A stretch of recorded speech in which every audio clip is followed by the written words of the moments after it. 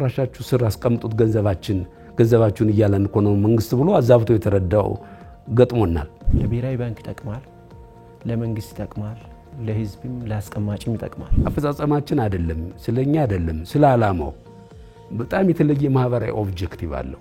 ይሄ ባንክ እንደው ክሳራ ጋጥሞት ቢወድቅ ገንዘቤ ምን ይሆን ብሎ ጥያቄ አለው፣ ውስጡ ጥያቄ አለው፣ ስጋት አለው። አሁን በፊት ለምን ነበር እንደ ገንዘባችን ምን ነበር እንደ ስናስቀምጥ የነበረው ብለው ሊያነሱ ይችላሉ። አንድ ፋይናንስ ተቋም ችግር ከገጠመው ስንል ምን ማለታችን ነው? ዋናው ዓላማው ተጠቃሚዎችን የነሱን መብትና ጥቅም ማረጋገጥ ነው። አመኔታው ከፍ እንዲል ያደርጋል፣ ቁጠባም እንዲጨምር ያደርጋል።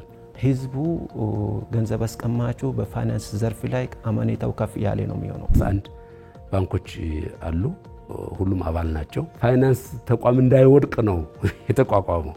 ፕሪሚየም ከባንኮቹ ሰብስቦ ለመጥፎ ጊዜ ሲያጋጥም ለዛ መክፈል የሚያስችል አቅም ከነሱ ጋር መሰብሰብ ነው። ከትርፋቸው ነው በነገራችን ላይ የሚከፍሉት።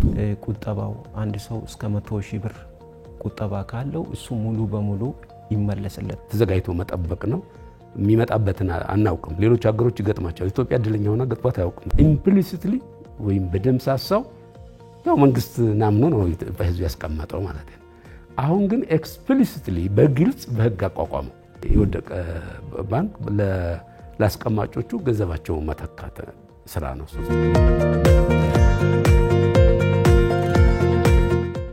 ከዚሁ ጋር በተገናኘ የኢትዮጵያ የተቀማጭ ገንዘብ መድን ፈንድ ከተቋቋመ 2 ዓመታት ሆኖታል።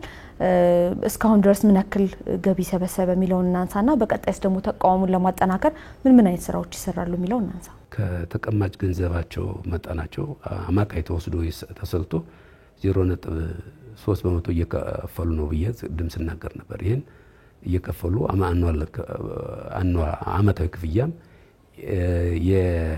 ለስራ መስጊጃ እንዲያገለግል ለአንዴ ሲቋቋሙ ክፍያው እንዳከፍታቸው በ2 ዓመት አድርገናል እንጂ ኢኒሻል ፕሪሚየም ይከፍላሉ 0.04% ቅድም ያልገለጽኳት በዳይሬክቲቭ የወጣች ያችንን ከፍለዋል።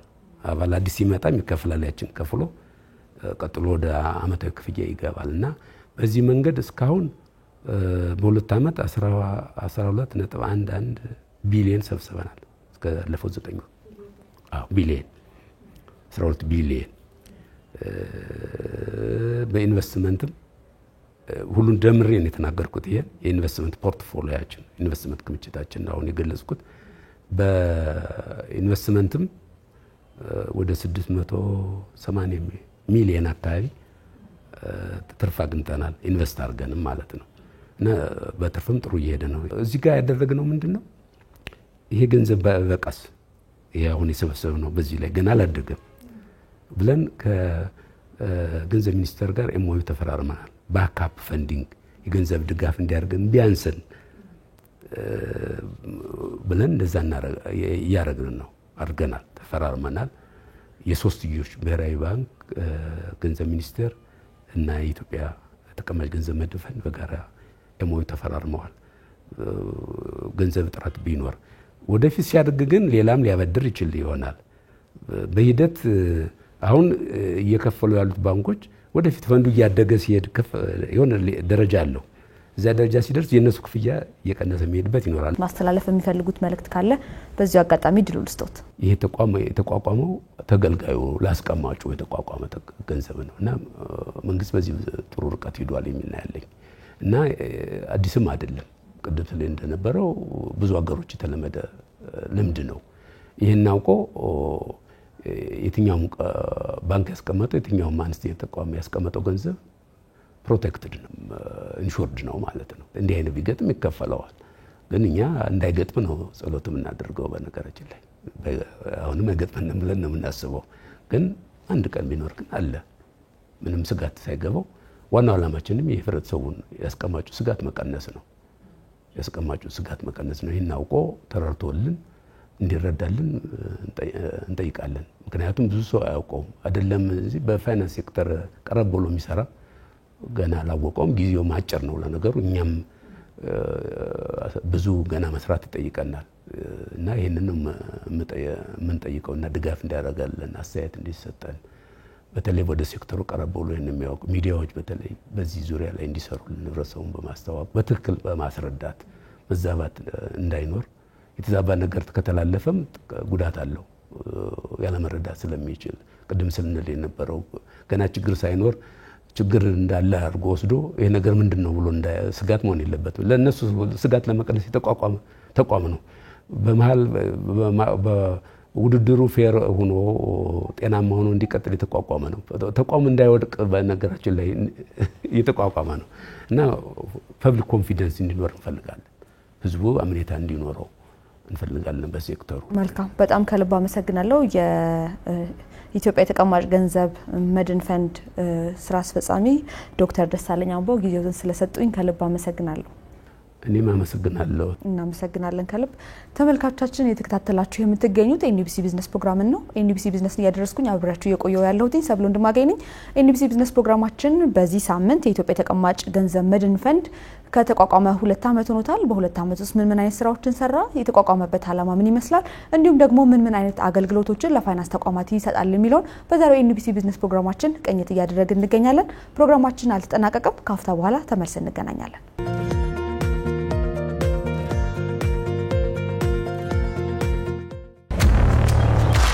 ጊዜን ቀድመን ተነስተን ምርጡን መምረጥ ተከነንበታል። በመንገዳችን በደረስንበት ሁሉ በአብሮነት መተጋገዝን እናውቅበታለን።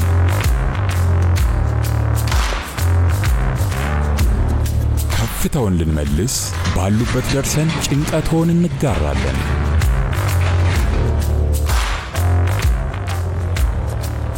በእያንዳንዱ እርምጃችን እጃችን አለሁ ማለትን አይዘነጋም።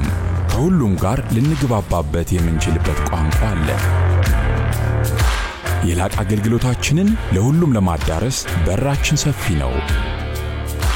በፈለጉት መጠን በወደዱት ልክ ምንጊዜም ፍላጎትዎን እናሟላለን። አሁን በሁሉም የዕድሜ ክልል ውስጥ በአነስተኛ ተቀማጭ መጠን አካውንት ከፍቶ መገልገል ተችሏል። የዘመን ባንክ የላቀ የደንበኞች አገልግሎት ለእርሶም ይገባዎታል። ዘመን ባንክ።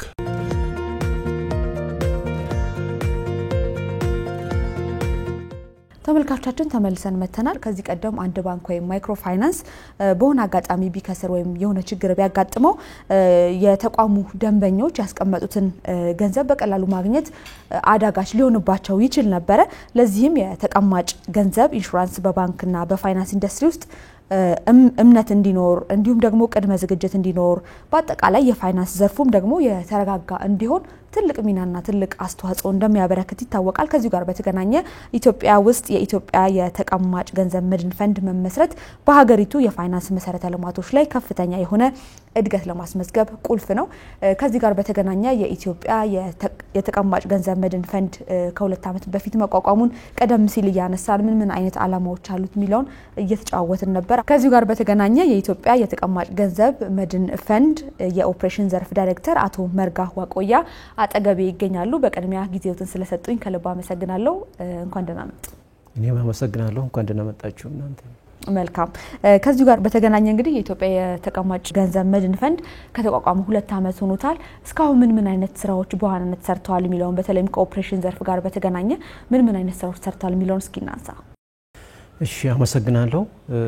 እንግዲህ እንደተባለው እንደተነሳው ፈንዱ የተቋቋመው አሁን 2 ዓመት ሆኖታል። በዚህ 2 ዓመት ውስጥ የተለያዩ ደረጃዎችን አልፈዋል። ያው ከመንግስት የቦርድ አባላት ተመድቦለት እንደዚሁም ዋና ስራ አስፈጻሚ ተመድቦለት ወደ ስራ ገብቷል። ከዛ በኋላ መጀመሪያ ያደረገው ነገር ምንድነው? ከባንኮች ወይም ደግሞ ከማይክሮ ፋይናንስ ተቋማት ወይም ደግሞ ከአባል ተቋማት ፋይናንስ ተቋማት አስፈላጊ የሆነውን ፕሪሚየም ደግሞ አረቦን ለመሰብሰብ የሚያስፈልገውን መመሪያ ማዘጋጀት ነበረ። ያ መመሪያ ተዘጋጅቶ ባንኮችም ማይክሮ ፋይናንስም አስተያየት ሰጥቶበት ጸድቆ ወደ ስራ ገብቷል። በዛ መሰረት አሁን በየጊዜው ገንዘብ እየሰበሰብን ነው ከባንኮች ከማይክሮ ፋይናንስ ማለት ነው። አረቦን እየሰበሰብን ነው። አንደኛው ቁልፍ ስራ የተሰራ እሱ ነው። በመቀጠል የተሰራው ስራ እነዚህ የሚሰበሰቡትን ገንዘብ በየጊዜው የሚሰበሰበውን ገንዘብ ኢንቨስት ማድረግ ነው። ኢንቨስት የምናደርገው የተፈቀደልን በፈንዱ የተቋቋመበት ደንብ መሰረት ሚኒስትሮች ምክር ቤት ደንብ አለ። በዛ መሰረት ገንዘቡ የሚገባው ወይም ደግሞ ኢንቨስት የምናደርገው በመንግስት ግምጃ ቤት ሰነድ ላይ ነው።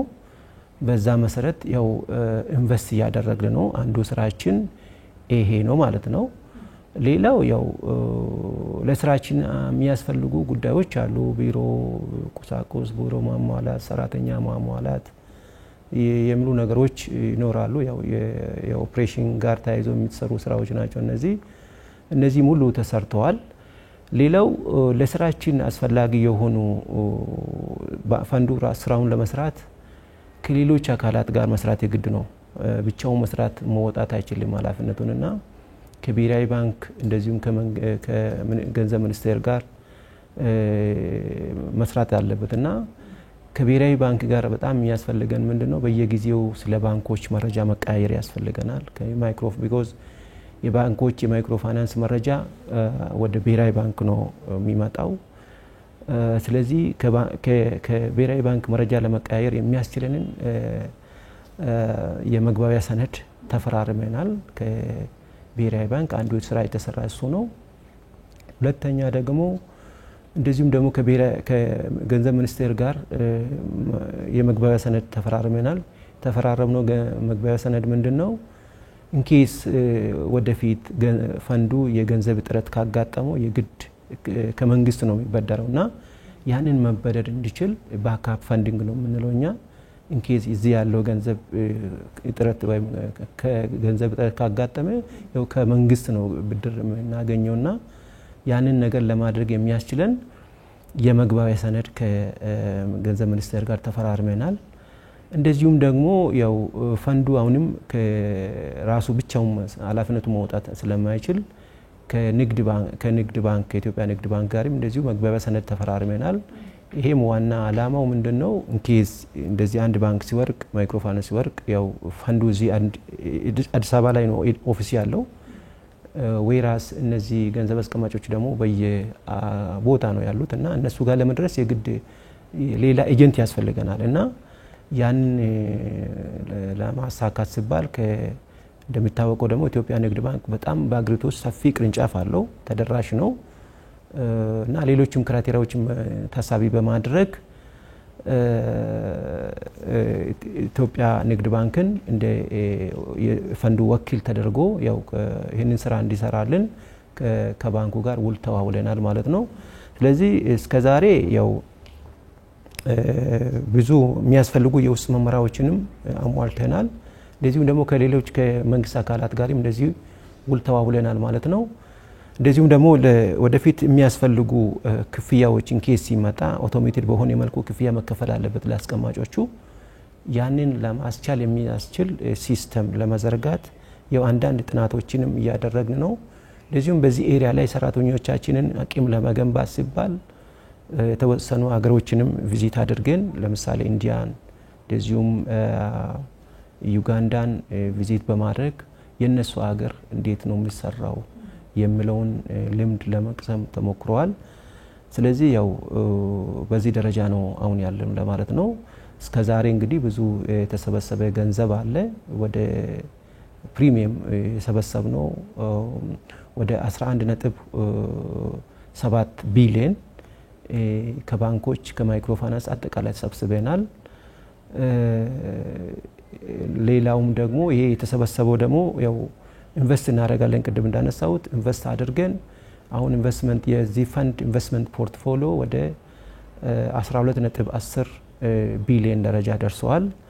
እንግዲህ በዚህ ጊዜ በዚህ 2 አመት ውስጥ ፈንዱ ያገኘው ገቢ ኢንቨስት አድርጎ ያገኘው ገቢ ኢንቨስት ሲደረግ ዋናው አላማ ገቢ ለማግኘት ነው እና ኢንቨስት አድርገን እስከዛሬ ያገኘነው ፈንዱ ያገኘው ገቢ ወደ 884 ሚሊዮን ብር ነው ማለት ነው። ስለዚህ ይሄ ደረጃ ነው የሚደርሰው። ያው በአጠቃላይ በየአመቱ ፈንዱ ወደ 7 ቢሊዮን እና ከዛ በላይ ነው ከዚህ ከባንኮች ከማይክሮ ፋይናንስ የሚሰበስበው። ወደፊትም በዚህ መልኩ ይቀጥላል ብለን እናስባለን። የተቀማጭ ገንዘብ መድን ፈንድ በዋናነት ሲቋቋም ለደንበኛ ለፋይናንስ ተቋማቶች ደንበኛ ወይም ደግሞ አስቀማጩ ምን አይነት ጠቀሜታ አለው የሚለው እናንሳ። ለብሔራዊ ባንክ ይጠቅማል፣ ለመንግስት ይጠቅማል፣ ለህዝብም ለአስቀማጭም ይጠቅማል። እንግዲህ ለአስቀማጭ ምንድነው ጠቀሜታው የሚለው ነገር ነው። እንግዲህ አስቀማጭ ገንዘብ አስቀማጩ አንዱ በውስጡ ያለው ስጋት ምንድነው ገንዘቡን ተቸግሮ ብዙ ለፍቶ ሰርቶ ባንክ ነው የሚያስቀምጠው ሰው እና ስጋቱ ምንድነው በየጊዜው የሚገለጸው ይሄ ባንክ እንደው ክሳራ ጋጥሞት ቢወድቅ ገንዘቤ ምን ይሆን ብሎ ጥያቄ አለው ውስጡ ጥያቄ አለው ስጋት አለው ሰው ያው መኪና አለው መኪና በሆነ ነገር ቤት አለው ቤቱ የሆነ ነገር ቢሆን ኢንሹራንስ ይገባል እንደዚሁም ደግሞ ያው ቁጠባ ሲያስቀምጥ ሀብት ነው ለሰው ማለት ነውና እንደዚሁም ይሄ ኢንሹራንስ የለውም እስከዛሬኛ ሀገር አልነበረውምና አሁን ባንኮች ማይክሮ ፋይናንስም አንዳንድ መረጃ የሚሰጡን ምንድነው ያው ባንኮች እንደሚታወቀው ቁጠባ አስቀምጡ ብሎ ህዝብን ያው ይቀሰቅሳሉና ብዙ ጊዜ ገንዘብ አስቀማጮች የሚጠይቁን ብሎ የሚያነሱት ምንድነው እንደው እናንተ የሆነ ነገር ቢትሆኑ ቢትጠፉ ገንዘቤ ማን ነው የሚሰጠኝ ብሎ እንደ ስጋት ያነሳሉ ስለዚህ ይሄ ስጋት አለው ማለት ነው ያው ገንዘብ አስቀማጭ ገንዘቡ ሲያስቀምጥ ይሄ ባንክ ማይክሮ ፋይናንስ ኢንኬስ ቢወርቅ ገንዘቤን ማን ይሰጠኛል ብሎ እንደ ስጋት ያነሳልና ያንን ስጋት ያስወግድለታል ማለት ነው አንዱ ጠቀሜታው ይሄ ነው በተለይ ደግሞ ገንዘብ አስቀማጭ የተለያየ ነው አንዱ ያው አነስተኛ ገንዘብ የሚያስቀምጥ አለ ትልቅ ገንዘብ የሚያስቀምጥ አለ ትልቅ ገንዘብ የሚያስቀምጠው አልሙስ የተደራጀ ሰው ነው ተቋም ሊሆን ይችላል ለባንኩ በቂ መረጃ ሊያገኘው ይችላል አንዳንዱ ደግሞ አነስተኛ ገንዘብ የሚያስቀምጡት በቂ መረጃ ስለ ባንኩ ይልላቸው እና የራሳቸውን ሪስክ ማኔጅ ማድረግ ማለት ሪስክ ማኔጅ ማድረግ ሲባል ምንድነው ባንኩ ውስጥ የሆነ ችግር ካዩ ከባንኩ ውስጥ አውጥቶ ወደ ጤናማ የሆነ ባንክ ለመውሰድ ይቸግራቸዋል because የባንኩን ጤናማነት መገምገም ይከብዳቸዋል ማለት ነው መረጃ ለመሰብሰብና የባንኩን በሚገባ መረጃ ሰብስቦ ይሄ ባንክ ጥሩ እየሄደ አይደለም ስለዚህ ገንዘቤን ከዚህ ባንክ ላውጣና ወደዚህ ልውሰደው ማለት የማይችሉ አሉ እና ለነሱ በተለይ ጠቀሜታ አለው ማለት ነው ይሄ ፈንድና በተለይ ይሄ ፈንድ ተቋቋሙ እነዚህ በጣም አንድ ባንክ ሲወድቅ በጣም ተጎጂ ለሚሆኑት ነውና ለነሱ በጣም ጠቀሜታ አለው ሌላው ይሄ በመሆኑ ምክንያት ህዝቡ ገንዘብ አስቀማጩ በፋይናንስ ዘርፍ ላይ አማኔታው ከፍ ያለ ነው የሚሆነው በጣም ከፍተኛ መተማመን ነው የሚፈጥረው ያ በመሆኑ ህዝቡ ቤቱን ከሚያስቀምጥ ገንዘቡን ወደ ባንክ ሄዶ ወደ ማይክሮ ፋይናንስ ሄዶ ገንዘቡን እንዲያስቀምጥ የሚያበረታታ ነው ማለት ነው ስለዚህ ወደ ባንክ ሄዶ የባንክ አገልግሎት የማይክሮ ፋይናንስ አገልግሎት እንዲያገኝ የሚያበረታታና የፋይናንስ ዘርፍ ተጠቃሚ እንዲሆን የሚያስችል ነው አንዱ እንደ ጠቀሜታ ሊወሰድ የሚችለው ሌላው ለመጨረሻ የሚታየው ነገር ምንድነው እኛ ሀገር ተከስቶ አይታወቅም ሌላ ሀገር ግን ብዙ ጊዜ የሚከሰተው ምንድነው አንድ ባንክ ወደቀ ሲባል ሰው ገንዘቡን ለማውጣት በጣም ይሰለፋል ሄዶ ብራንቹ ጋር ሄድና ገንዘቡን ለማዳን ማለት ነውና ዲፖዚት ኢንሹራንስ አለ ሲባል ግን ሰው ከቤቱ አይወጣም የተፈለገ ወሬ ቢወራ ባንኩ ወደቀ ምናምን ብሎ ሲወራ ለምን የሆነ ነገር የፈለገ ነገር ባንኩ ቢሆን ገንዘቡ ማግኘቱ እርግጠኛ ስለሚሆን ከቤቱም አይወጣም ስለዚህ ጠቀሜታው ለገንዘብ አስቀማጩ በጣም ከፍተኛ ነው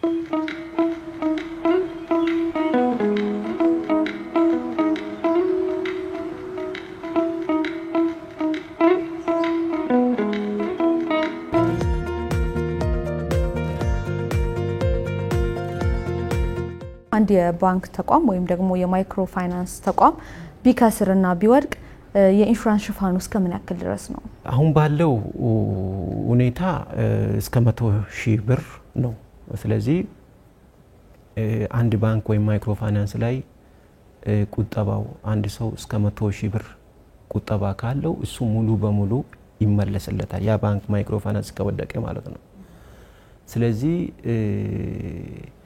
ይሄ በራሱ አካሄድ ተክዶ ነው አክቹአሊ ተቀመጠው ስለዚህ አሁን ባለው ሁኔታ ግን ይሄ ነገር በየጊዜው እንደ ሁኔታ እየታየ ጥናት እየተደረገ የሚቀያየር ነው አሁን ባለን ሁኔታ ግን እስከ 100,000 ብር ለገንዘብ አስቀማጭ የኢንሹራንስ ሽፋን እንሰጣለን ማለት ነው ስለዚህ ይሄ ፈንድ ይሰጣል ስለዚህ አሁን ባለው ሁኔታ ያንዳንዱ ገንዘብ አስቀማጭ በባንክም በማይክሮ ፋይናንስ ውስጥ ተቀማጭ ገንዘብ ያለው ሰው እስከ 100,000 ብር ያለው ከቨሬጅ አለ ኢንሹራንስ ከቨሬጅ አለው ማለት ነው ምን ማለት ነው እንግዲህ አንድ ሰው ለምሳሌ 200,000 ብር ሊኖረው ይችላል 200,000 ብር ካለው 100,000 ብሩ ይከፈለውና የቀረው 100,000 ብር ግን ያው በሌላ መልኩ ይከፈለዋል ማለት ነው እሱም የሚከፈልበት ሁኔታ አለው ለምን አንድ ማይክሮ ፋይናንስ ባንክ በሚወርቅበት ጊዜ ባንኩ ወይም ደግሞ ማይክሮ ፋይናንሱ የራሱ ሀብት አለው ሀብቱ ተጣርቶ የቀረው ይከፈላል እና ያኛው የነዛዎቹም ያጣሉ ማለት አይደለም እና ዞሮ ግን ይሄ ፈንድ ግን ከቨር የሚያደርገው እስከ 100,000 ብር ብቻ ነው ግን አሁን ባለን ሁኔታ ብዙዎቹ ገንዘብ አስቀማጮች ኦልሞስት 97% ተጠቃሚ ናቸው ያው የኛ ሀገር ገንዘብ አስቀማጮች በብዛት ኦልሞስት 97% ከመቶና ከ100,000 ብር በታች ናቸው ያለ ቁጠባቸው ማለት ነው 3% ናቸው በጣም ትልቅ ቁጠባ ያላቸው ማለት ነውና ብዙውን ሰው የሚያዘስት እና ብዙ ሰዎችን ከቨሬጅ የሚሰጥ ነው 100,000 ሲባል ግን ወደፊት እንደ ሁኔታው እየታየ ግን ይሄ ከፍ ይላል ማለት ነው መልካም ከዚህ ጋር በተገናኘ አስቀማጩ ገንዘቡን ያስቀመጠበት አንድ ባንክ ችግር ቢገጥመው ገንዘቡን የሚከፍለው ማን ነው እንዴት ነው የሚከፍለውና ምን አይነት አሰራር ስርዓት ነው ያለው የሚለው እናንሳ ኢንሹራንስ ከቨሬጅ እንሰጣለን ብለናል መቼ ነው የሚሰጠው አንድ ሰው ለምሳሌ ከሆነ ባንኩ ጋር ተጣልቶ ቢመጣና ገንዘብ ይስጡኝ ይቻላል ወይ የሚለው ነገርም ሊመጣ ይችላልና እዚህ ላይ ግልጽ መሆን አለበት መቼ ነው ኢንሹራንስ የሚሰጠው ከተባለ እንግዲህ አሁን ለባንኮችም ይሁን ለማይክሮ ፋይናንስ ፍቃድ የሚሰጠው ብሔራዊ ባንክ ነው ስለዚህ ባንኮችን ማይክሮ ፋይናንሶችን የሚከታተላቸው የሚቆጣጠራቸው ብሔራዊ ባንክ ነው እና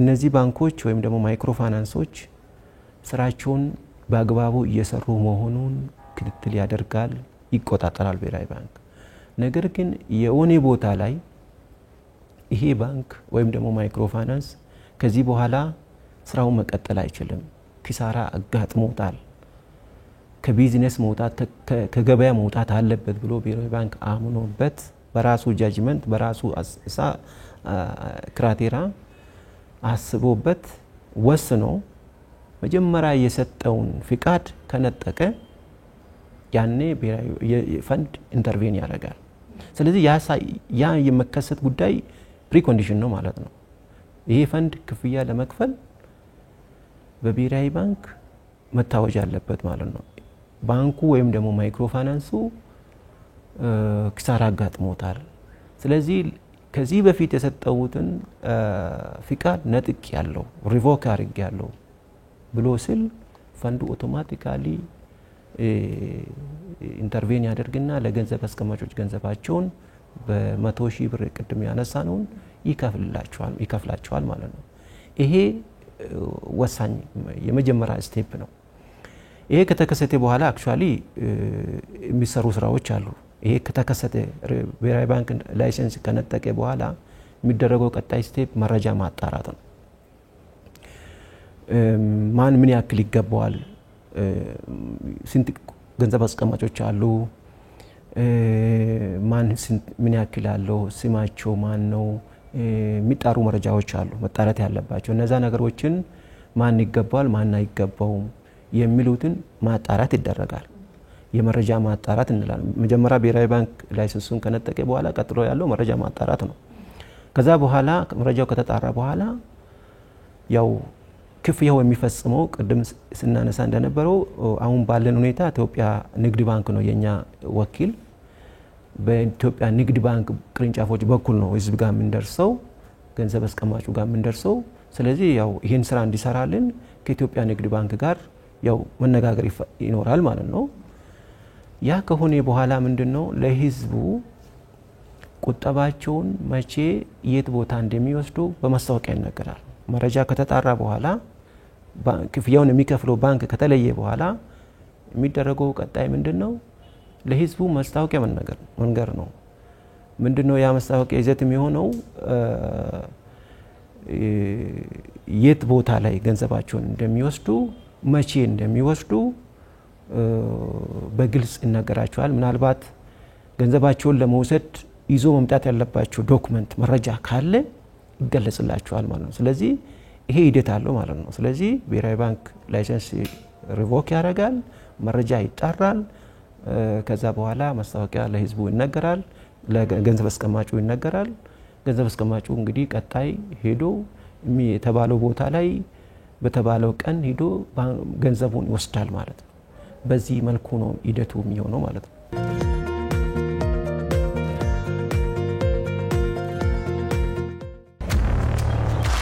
ጊዜን ቀድመን ተነስተን ምርጡን መምረጥ ተከነንበታል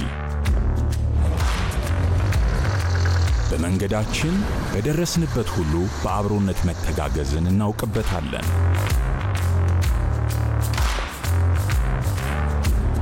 ከፍታውን ልንመልስ ባሉበት ደርሰን ጭንቀቶን እንጋራለን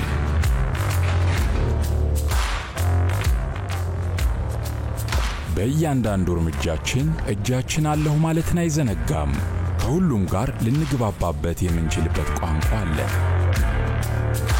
የላቀ አገልግሎታችንን ለሁሉም ለማዳረስ በራችን ሰፊ ነው በፈለጉት መጠን በወደዱት ልክ ምንጊዜም ፍላጎትዎን እናሟላለን አሁን በሁሉም የዕድሜ ክልል ውስጥ በአነስተኛ ተቀማጭ መጠን አካውንት ከፍቶ መገልገል ተችሏል የዘመን ባንክ የላቀ የደንበኞች አገልግሎት ለእርሶም ይገባዎታል ዘመን ባንክ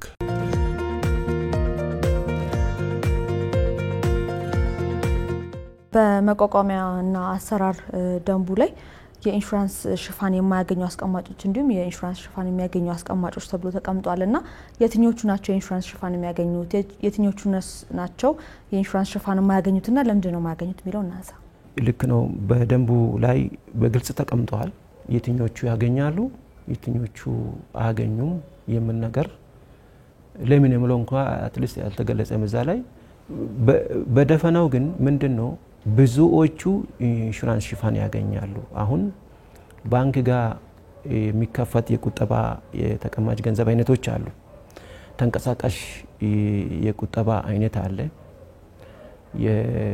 የቁጠባ ሂሳብ የሚባል አለ የጊዜ ገደብ ታይም ዲፖዚት የምንለው እነዚህ አሉ ካረንት አካውንት ሴቪንግ አካውንት ታይም ዲፖዚት የምንላቸው ይሄ ሁሉ ሽፋን አላቸው የኢንሹራንስ ሽፋን ያገኛሉ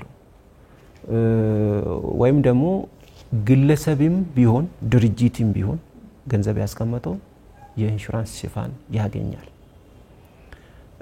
በማይክሮ ፋይናንስ ጋር ሲነድ እነሱ የተለየ ቁጠባ ስም ይሰጣሉ አንዱ የቮለንተሪ ሴቪንግ ይላሉ ሌላ ደግሞ ኮምፐልሰሪ ሴቪንግ ይላሉ ይሄም ኢንሹራንስ ሽፋን ይሰጣቸዋል ግን የማይሰጣቸው ተለይቶ ተቀምጧል የማይሰጣቸው ከሚባሉት ውስጥ አንደኛው ፋይናንስ ተቋማት ናቸው ፋይናንስ ተቋማት ሲባል ኢንሹራንስ ኩባንያዎች አሉ ሊስ ኩባንያዎች አሉ ባንኮች አሉ ማይክሮ ፋይናንሶች አሉ ይሄ ምን ማለት ነው አንድ ባንክ በሌላ ባንክ ላይ ገንዘብ ካስቀመጠና ያ ባንክ ገንዘብ የተቀመጠበት ቢከስር ያ ባንክ አያገኝም ማለት ነው እንደዚሁም ሌሎቹ አንድ ማይክሮ ፋይናንስ በሌላ አንድ ኢንሹራንስ ኩባንያ በሌላ እንደዚህ ይሄ ለምንድን ነው የሆነው ሲባል እነዚህ ተቋማት ብዙ ጊዜ የሚይዙት ቁጠባ በጣም ትልቅ ነው ፈንዱ እነዚህን ትላልቅ የሆኑን መሸፈን ያው ፈንዱንም ይጎዳል ስለዚህ ሽፋን ለሰጣቸው አይገባም ለነዚህዎቹ እና ዋናው ነገር ግን እነዚህ የራሳቸው ሪስክ ማኔጅ ማድረግ ይችላሉ ተብሎ ነው የሚታሰበው ትላልቅ መረጃ ያላቸው ናቸው ገንዘብ ያስቀምጡበት ባንክ ወይም ደግሞ ማይክሮ ፋይናንስ ምን ደረጃ እንዳለው በየጊዜ መረጃ እየሰበሰቡ ቁጠባቸው ማሸሽም ካስፈለገ ማድረግ አለባቸው ያ ማድረግ ማለት ምንድነው ጠቀሜታ አለው ባንኩ ቁጠባ ከሱ የሚወጣ ከሆነ ባንኩ በትክክል እኔ ምንድነው ችግሬ ብሎ ራሱን እንዲያስተካክልና ወደ ጤናማ መጥቶ ከመውደቅ ራሱን እንዲያድን ነው ስለዚህ እነዚህ አካላት ትንሽ ቁንጡጥ እንዲያረጉ ነው ማርኬት ዲሲፕሊን ይባላልና ዲሲፕሊን እንዲያረጓቸው ነው ስለዚህ ወሳኝነት አለው ይሄ ማለት ነው ሌላው ሽፋን የማያገኙት ሌላው የመንግስት ተቋም ነው ማለት የፌደራል መንግስትና የፌደራል መንግስት ተቋማት የሚባሉ አሉ እነዚህ ያው መንግስት አንዱ ኃላፊነት ባንኮቹን መጠበቅ ነው እና ያው ስለዚህ የመጠበቅ ኃላፊነት አለው እንጂ ያው ከቨሬጁ ራሱን እነዛን በመጠበቅ ነው ራሱን ዲፖዚት ነው የሚጠብቀው እንጂ ከዲፖዚት ኢንሹራንስ በማግኘት አይደለም በሚል ነውና ትልቁ ሞራል አዛርድ የሚለው ነገር አለና ዲፖዚት ኢንሹራንሱ የሚከፍላቸው ከሆነ እነዚህ ያው ኃላፊነታቸውን አይወጡም ማለት ነው። ስለዚህ ሞራል አዛርድ የሚባለው ፈንዱ ቁጠባቸውን የሚሰጣቸው ከሆነ የሚከፍላቸው ከሆነ እንኬስ ችግር ቢፈጠር እነዛ ኃላፊነታቸውን አይወጡም። ስለዚህ ኃላፊነታቸው በሚገባ እንዲወጡ ከቨሬጅ አይሰጣቸው ማለት ነው። እንደዚሁም በባንክ ውስጥ ኢንሳይደር ፒፕል የምንላቸው አሉ። ለምሳሌ የባንኩ ኢንፍሉዌንሻል ሼር ሆልደር የሚባሉ አሉ፣ የባንኩ ዳይሬክተሮች ቦርድ፣ እንደዚሁም ደግሞ የባንኩ ማኔጅመንት አካላት የፕሬዝዳንት እና የምክትሎቹ ማለት ነው። እነሱ አይሰጣቸው። እነሱ ብቻ ሳይሆን የነሱ ዘመዶች ጭምር የነሱ ድርጅቶችም ጭምር ማለት ነው። ለምን እነዚህ አካላት ምንድናቸው? በትክክል ውስጥ ያለው መረጃ ያውቃሉ። ስለዚህ ከህዝቡ ቀደም ብሎ ራሳቸውን እንትን ማድረግ የሚችሉ ናቸው እንኬስ ችግር ካዩ በባንኩ ውስጥ ወይም ደግሞ ማይክሮፋይናንስ ውስጥ። ነገር ግን ትልቁ ስራቸው ምንድነው? የነዚህ ኃላፊነታቸውን በመወጣት ባንኩን በትክክል ማኔጅ በማድረግ በመከታተል ባንኩን እንዲያድኑ ነው የሚጠበቅባቸው እንጂ ከፈንዱ ከቨሬጅ እንዲያገኙ አይደለም የሚጠበቅባቸው። ስለዚህ ዋናው ባንኩን እንዲጠብቁ ነው ኃላፊነት ያለባቸው ስለሆነ ለነሱ ፕሮቴክሽን አይሰጥም ማለት ነው። ሌላው ፕሮቴክሽን የማያገኘው ያው ምናልባት በባንክ ውስጥ የተቀመጠ በፍርድ ቤት የታገደ ቁጠባ ካለ ይሄም አይሰጥም። ያው እነዚህ ወንጀለኞችም ተጠቃሚ መሆን የለባቸውም ከዚህ ፈንድ ማለት ነውና ለዚህ ተብሎ ነው እነዚህ ናቸው ማለት ነው። መንግስት ባለፉት ጊዜያት ካወጣቸው የኢኮኖሚ ሪፎርም ማሻሻያዎች ውስጥ የውጭ ባንኮች ወደ ሀገር ውስጥ እንዲገቡ የሚል ይገኝበታልና የውጭ ባንኮች ወደ ሀገር ውስጥ ሲገቡ ወይም የተለያዩ የፋይናንስ ተቋማት ወደ ሀገራችን በሚገቡበት ወቅት የዚህ ፈንድ አባል ይሆናሉ የሚለውን ጥያቄ እንመልስ። የውጭ ባንኮች ያው እንዲገቡ አሁን ተፈቅዶ በአዋጅም ወጥቶለታል። ሲገቡ ግን በተለያየ ሞዳሊቲ ነው የሚገቡት። አንድ በውጭ ባንክ ሲገባ ለምሳሌ ቁጠባ በመሰብሰብ ስራ ሰራለሁ ብሎ የፍቃድ ከብሔራዊ ባንክ የሚወስድ አለ። ሌላው ደግሞ ዝም ብሎ ቁጠባ ሳይሰበስብ ዝም ብሎ ሌላ የሚሰራ አለ። በፈንዱ ሬጉሌሽን መሰረት ከህዝብ ቁጠባ ለመሰብሰብ ፍቃድ ያለው ተቋም የውጭ ባንክ የሚሆን የሀገር ውስጥ የፈንዱ አባል መሆን አለበት። ለምን ፈንዱ የሚጠብቁ እነዚህ ዲፖዚተሮችን እስከሆነ ድረስ ስለዚህ ከብሔራዊ ባንክ ፍቃድ እስከወሰዱ ድረስ ከህብረተሰቡ ቁጠባ በመሰብሰብ ስራዬን ይሰራለሁ ብሎ ያው ፍቃድ ከወሰደ ድረስ የፈንዱ አባል መሆን አለባቸው። የፈንዱ አባል ሆኖ በየጊዜው የሚከፈለውን ለፈንዱ የሚከፈለውን ፕሪሚየም አረቡን መክፈል ይጠበቅበታል ማለት ነው። ይሄ መስት ነው የሚሆነው ማለት ነው።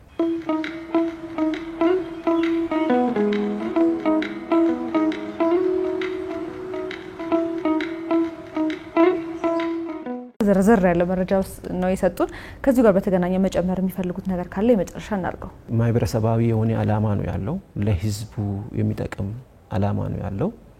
ህዝቡ ፈንዱ መኖሩን እንዲያውቅ ቁጠባው በአሁኑ ጊዜ ኢንሹራንስ እንዳለው እንዲያውቅ ነው መልእክት ማስተላለፍ የምፈልገው። በባንክም ይሁን በማይክሮ ፋይናንስ ውስጥ ያላችሁት ቁጠባ ኢንሹራንስ አለው የሚለው ነገር ህዝቡ እንዲያውቅ ይሄንን እንፈልጋለን። የኢትዮጵያ ተቀማጭ ገንዘብ መድን ፈንድ የኦፕሬሽን ዘርፍ ዋና ዳይሬክተር አቶ መርጋ ዋቆያ ከኤንቢሲ ቢዝነስ ጋር ስላደረጉት ቆይታ ከልብ አመሰግናለሁ። እኔም አመሰግናለሁ። በሀገራችን ላይ የሚገኙ ባንኮች ወይም ደግሞ የማይክሮ ፋይናንስ ተቋማት ላይ እስከ 100,000 ብር ድረስ የሚያስቀምጡ ከሆነ ከሁለት ዓመት በፊት የተቋቋመው የኢትዮጵያ የተቀማጭ ገንዘብ መድን ፈንድ ኢንሹራንስ እንደሚሰጡት እንግዲህ ቀደም ሲል ባስመለከትናችሁ ፕሮግራማችን ላይ ወደ እናንተ አደርሰናል። የኢትዮጵያ የተቀማጭ ገንዘብ መድን ፈንድ ምን አይነት ስራዎችን ይሰራል? ዋና ዓላማው የተቋቋመበት ምንድነው? እስከዛሬ ምን አይነት ስራዎችን ሰርተዋል? ምን ያክል ፈንድ ሰብስቧል? እንዲሁም ደግሞ በዚህ ፈንድ ላይ ማን ኢንሹራንስ ያገኛል ወይም ደግሞ ማን የኢንሹራንስ ተጠቃሚ አይደለም የሚለውን ቀደም ሲል ተከታትለነው ተመልሰናል። የዚህ ሳምንት ኤንቢሲ ቢዝነስ ፕሮግራማችን ይህን ይመስል ነበር። ፕሮግራሙን እየመራው አብራችሁ ቆይታ ያደረኩት ሰብለ ወንድማገኝ ነበርኩ። ሳምንት በሌላ ርዕሰ ጉዳይ እስከምንገናኝ መልካም ሳምንት።